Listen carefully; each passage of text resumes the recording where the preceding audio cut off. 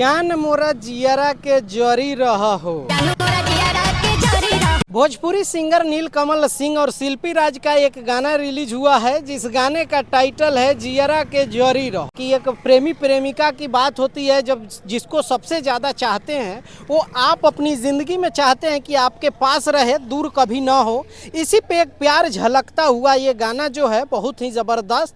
और नीलकमल सिंह की जिस तरह से भोजपुरी में एक साफ़ सुथरी छवि हो है, और साफ़ सुथरी छवि में वो ऑडियो की बात करे या वीडियो की बात करे, अरे कहना क्या चाहते हो? वो एकदम अच्छे गाने निकालते हैं। भले ही जल्दी जल्दी उनका गाना नहीं आता है, बात तो सही है, लेकिन जब भी गाना आता है एक साफ सुथरा गाना होता है।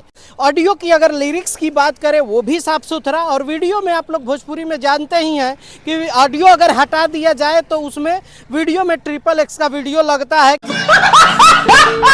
कि चिपका चिपकी इतना ज़्यादा चुम्मा छाटी और सब मतलब इतना हो जाता है कि वो भोजपुरी अगर साउंड हटा दिया जाए तो कहीं से नहीं लगेगा कि भोजपुरी गाना है। क्या बात कर रहा है?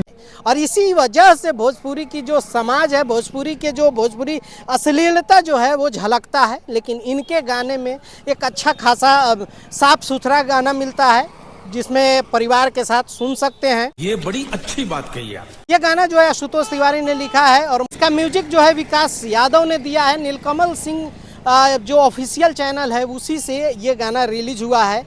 नीलकमल सिंह के अपोजिट में सृष्टि उत्तराखंडी हैं। सृष्टि उत्तराखंडी जब भी उनके साथ काम करती हैं तो काफ़ी अच्छी ट्यूनिंग होती है।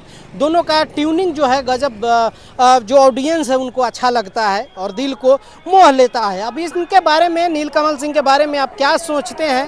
ठीक है भाई, ओके भाई, ठीक है भाई, मैं चलता हूँ। ओके, मिलते हैं अगले वीडियो में। बाय बाय, टेक केयर, जय हिंद।